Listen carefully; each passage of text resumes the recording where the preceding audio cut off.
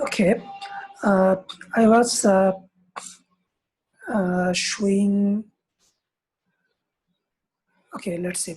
Yeah, I think I was doing closely separated targets tracking and answering corresponding questions. So this is the second video. Actually, that video got suddenly stopped. So watch that one first and then come back to it. At this moment, I will be uh, demoing the closely separated targets, and then I will answer some questions in relation to that. So if I run on MATLAB, so you will see there are two targets that we are tracking using multiple different algorithms. Okay, now they are passing through the closely separated areas that can be ambiguous to the algorithms to assign it to the correct track. So yeah, different algorithms are used. Let's say ambiguity region, different algorithms are used for this one. We'll be doing some sort of comparison of those algorithms, and I will be answering some questions in relation to that.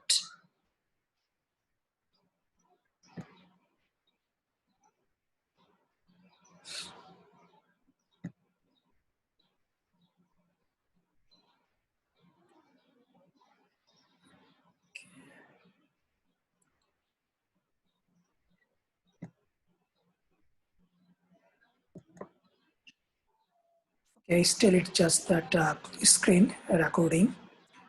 So yeah, I think I can answer the questions just keeping the MATLAB open.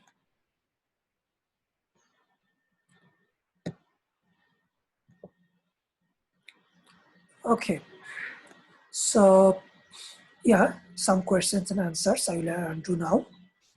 So what are the two types of tracking measures? I think as you are measuring the performance of the tracker algorithms, what are the different measures that are used in terms of performance? I think there is one concept, measure of performance and measure of effectiveness. Measure of performance, that is MOP. Measure of effectiveness, that is MOE. Okay, what are the two broad categories of MOP and MOE, the measure of performance and measure of effectiveness? I think these are not very related to the example or demo that I showed, but I will come back to it. I just wrote it, so I'm just reviewing this. So two broad categories. One is sensor related, another is tracker related. I think sensor related, it is just based on the radar tracking. Just we don't see how the tracking algorithm is doing. I think what tracking algorithm does or tracker does, it takes the sensor data and then creates the paths for those different targets. In sensor related measures, we really don't identify the path. It's just about how the sensors or radars are performing in terms of detecting and finding and tracking. Tracking means, I think, detecting and finding, I think, how closely they are related to the original target, that is the uh, primary goal, not assigning the path and how perfectly or faster we could assign those targets to the corresponding path. That was not the goal. Yeah, as I understand at this moment, yeah, I think if I read more, if I know more, I might be able to give more accurate information. Anyway, so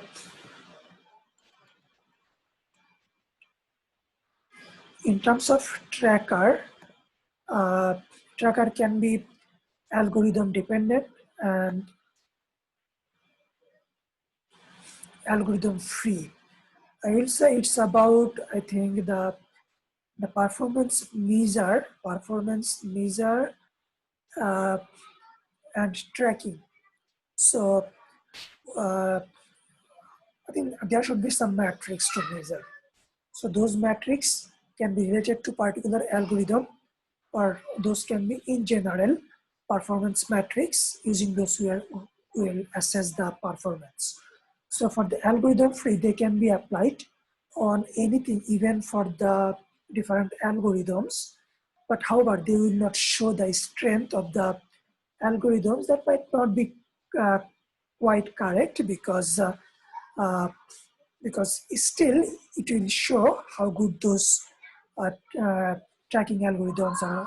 Yeah, I believe that the algorithms can be compared using those general performance metrics as well. However, how that particular algorithm is performing, I mean the algorithm itself, that measurement or that performance, uh, it probably, you can get a better understanding if you use the metrics that are specific to that uh, particular algorithm. Think how that is performing in relation to that algorithm.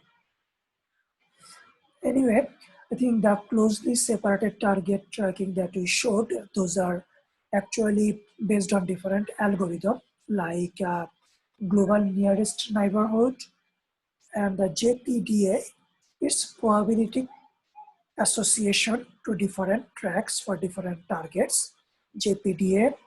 Another is MHT, multiple hypothesis tracker.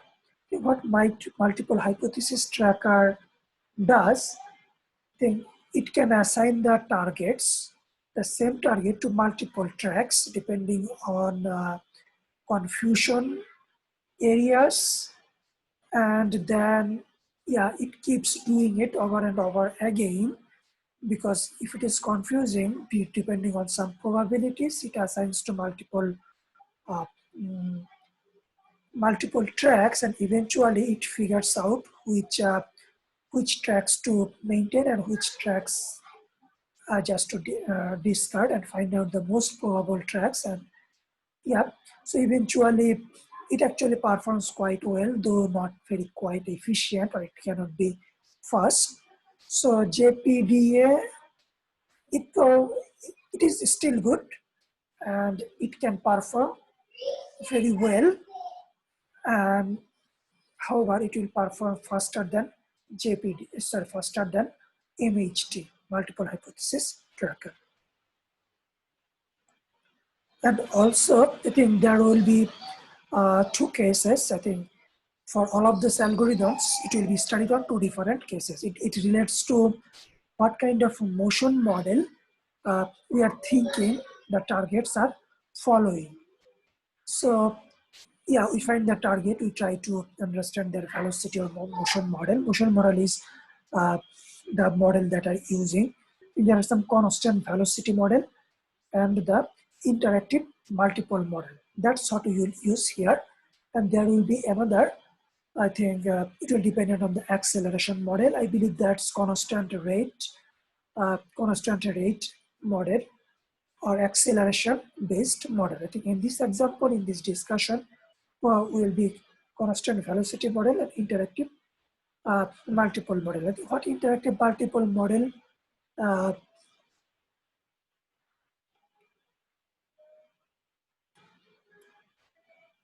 does, I think it tries to figure out constantly. It's not just, yeah, eventually I believe it falls onto the constant rate or those kind of things. Yeah, I think the it considers multiple different motion models and interactions between them and figures out what is the best model. Okay, as far as I understand, you probably should look into further into it. Yeah, I can be approximately correct. There can be more to it, so better find out. So what are the different types of tracker? Okay, it still comes for the algorithm thing. Single hypothesis tracker.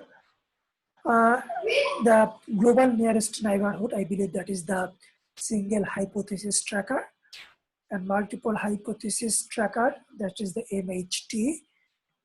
Yeah, probabilistic and multiple path for the same target, and eventually figuring out which one is the actual path or actual track.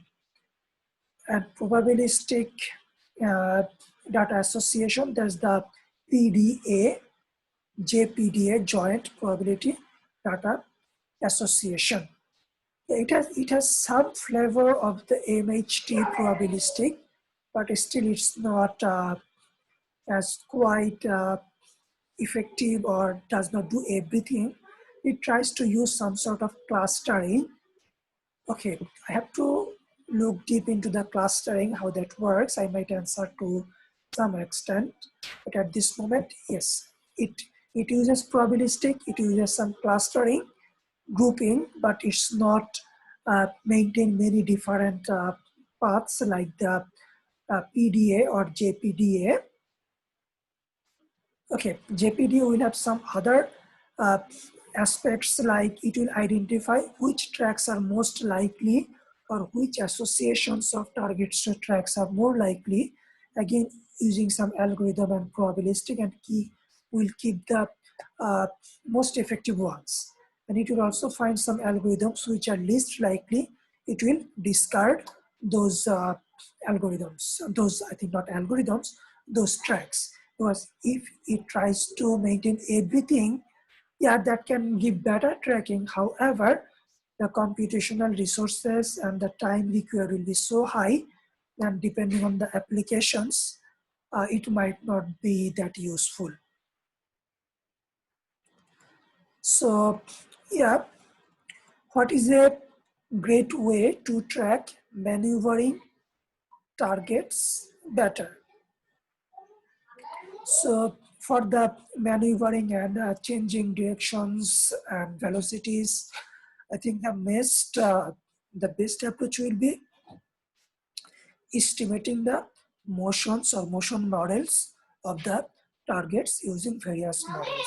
That's what the IMM does. Estimate the motion of the targets by using various models. So it is the great way to track maneuvering targets better. So what are some objectives of target tracking? What are some of the concerns that tracking wants to answer? So what are some objectives of target tracking? What are some of the concerns that tracking wants to answer? Just finding how many objects are there, just find all the targets. So if there are 10, if you just identify 2, so you missed, right? If you are tracking, okay, I don't want to go there. What are the objects located in space? Okay, finding how many objects are there and try to understand what those objects are. It is aeroplane or helicopter or a missile or some space balloons. So yeah, try to identify those. Okay, and that can be some sort of imaging or mapping those things to some sort of images, or it can be based on the motion models. Okay, so tracking also tries to identify the speed and direction of the motions of the targets. So, and also tracking will try to understand how those objects maneuver in relation to each other. So these are some of the concerns that tracking tries to answer, and depending on the applications, yeah, we can something can get more focused than the others. And tracking, it also does not have to be that we are tracking in the real environment using the actual radars and targets. Actually, what I'm trying to get to is, let's say, we can try to track objects in images, not images, I think videos, right? Okay, there are some videos have taken. It does not have to be on the sky, on the space. It can be some sort of on the ground level. Some objects are moving. There are some videos, let's say. Yeah, if we want to train self-driving cars, we might try to understand, take a video of the scenario and see how the self-driving car algorithms are performing. No, no, no, no, no. Don't come here. Sorry, my kids are trying to come here. Okay. Anyway, the next question is, what is one challenge in detecting, tracking closely separated targets? Okay, closely separated targets, if those closely separated targets are in one sensor resolution cell, only one target can be reported. That is one of the challenge. Now it also depends on the radar as well, how wide or narrow beam the radar is using. So in consideration this, there are some narrow beam radars that can focus on a very specific area or very narrow cell. That might work better, but still if the targets are very close, that might not work perfectly. I might not be completely correct here, because there are radars that uses pencil beam that can be very narrow, and in that case, yeah, depending on how close, they might be, they're supposed to be correct in relation to how close they are, right? But still, the overlapping areas or just interfering with each other's areas, so those can be difficult to track as well. And on another note, this MHT, IMM, those are also used in object detection in videos, object tracking in the videos as well. That's not, that's just the recent development. In the past, yeah, I think it was not used. MHT, video object tracking in videos, those were not used in video tracking with great success. So there were not much research in those areas. But in recent developments in technologies and all those different things, so MHT is being applied on object tracking in videos. However, in radar-based tracking, yeah, MHT is used. Okay, I did not read any specific things, but based on everything that I know up to this point, it looks more likely.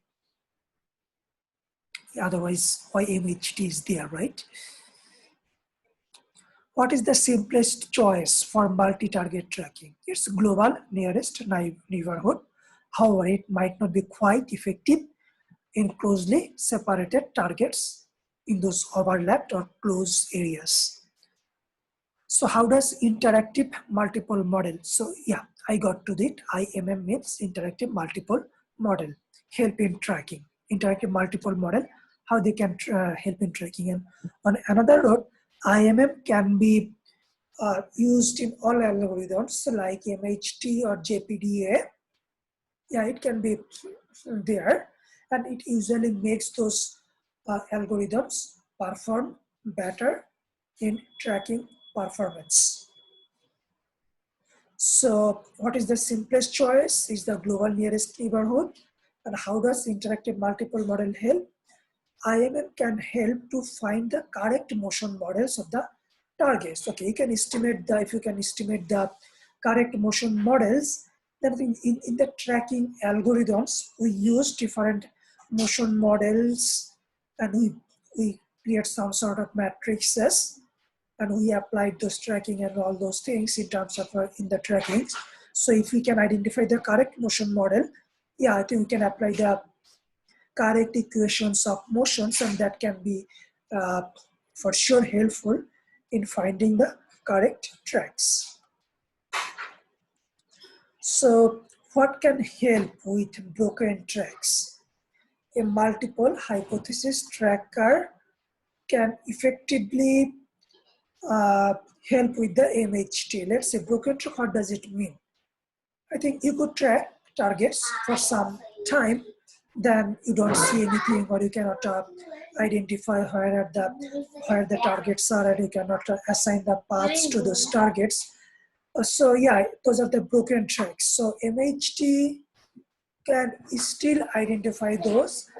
I believe it will use the histories, and then still can try to use probabilistics and where those tracks can be estimation for the future. Okay, I did not read anything specific on it. I'm trying to make this up. So you need to dig deep into it. I might be wrong, but still it's highly likely. So how does MHT help with this? I think broken tracks, how does MHT help with broken tracks? It can create and maintain multiple tracks and for ambiguous situations. It can create and maintain multiple tracks. And then resolve for ambiguity for better tracking. Resolve for ambiguity for better tracking. It might also be the case, let's say broken tracks, lost tracks, and eventually if it finds those tracks, it can assign using some algorithms and probability to the original tracks and can track back to the where it lost those tracks. So MHT can improve the tracking when the targets turn and go away from one another. So yeah, how does MHT help with the broken tracks? It can create and maintain multiple tracks, and it can resolve for ambiguity for better tracking. And MHT can improve the tracking when the targets turn and go away from one another. Now compare JPDA and I hope I'm recording. Yeah, I'm recording. Compare JPDA and MHT. So JPDA, Joint Probability Data Association, and Multiple Hypothesis Tracker. We want to compare them. MHT can be slower than JPDA. MHT can be slower than JPDA. Yeah, that we told. JPDA can be thought of suboptimal tracking, where MHT is more optimal. So MHT is usually slower. How does JPDA work and how is this different from MHT? So yeah, I will read something that is not exactly my words. So the exact sentences are taken from one of the MATLAB examples. So yeah, how does JPDA work and how is this different from MHT? JPDA allows a single detection to be used for updating multiple tracks in its vicinity. JPDA allows a single detection to be used for updating multiple tracks in its vicinity. I think for, let's say, sensor-based detection, radar-based detection, so it gets one detection and it will use that detection to update multiple tracks. So far it is maintaining. Okay. Moreover, multiple detections can be clustered together with several tracks and update each of those tracks. So multiple detection can be clustered together. Okay, it can use multiple detections and cluster them together with several tracks and update each of those tracks. This resolves the issue of the broken track. Yeah, MHT performs better in relation to broken tracks.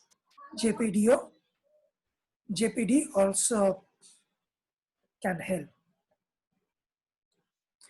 How is track status kept in JPDA for ambiguous regions?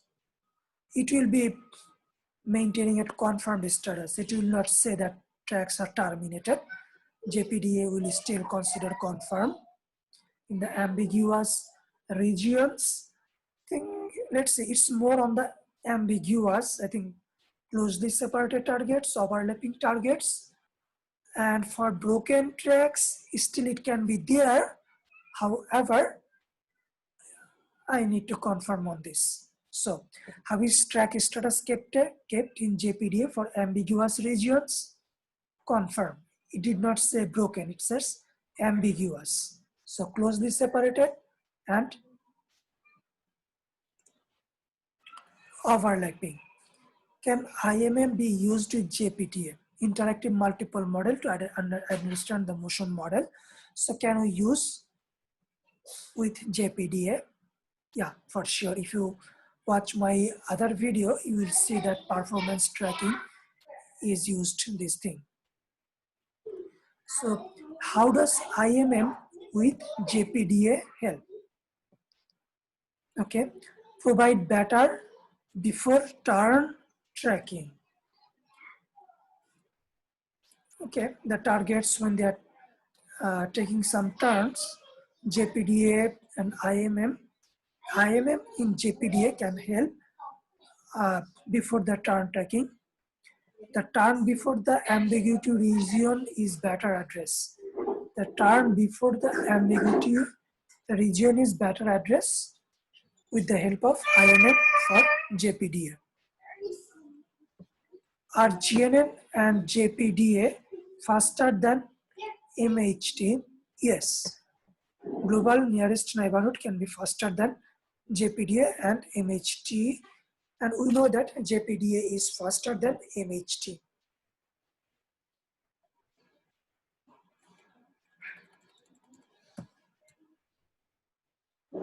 So, give an example when the constant velocity model does not give better tracking. Constant velocity model does not give better tracking. Maneuvering targets. Maneuvering targets, how can that be improved? Use IMM. So constant velocity does not give better tracking in maneuvering targets. How can that be improved? Use IMM. The algorithm, as discussed, which one is the best overall and in general?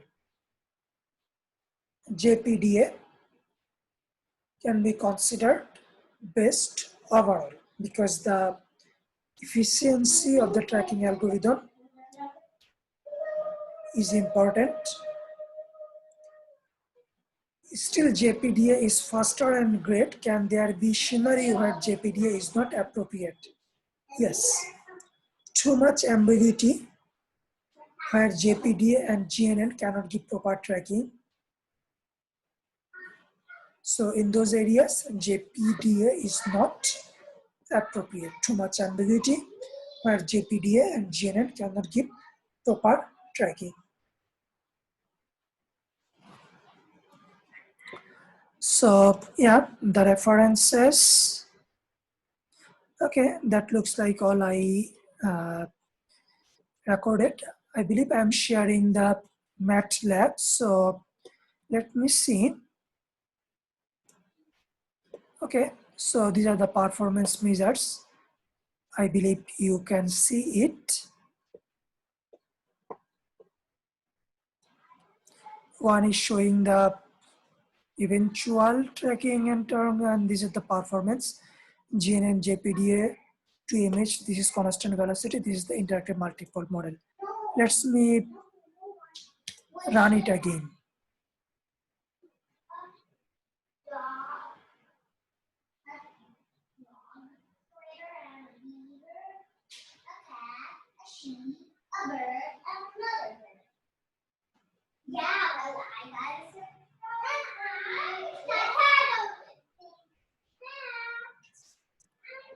Okay, now I can share the document that I discussed.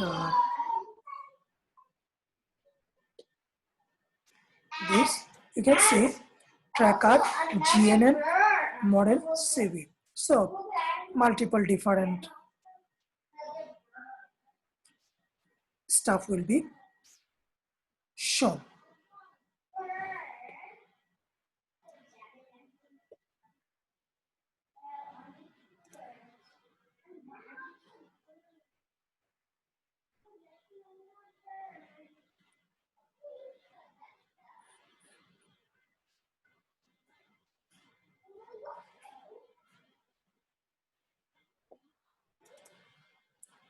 Okay, this is the document that I used to answer those questions. Yeah, I believe I will give a link to this document in the video when I post it to.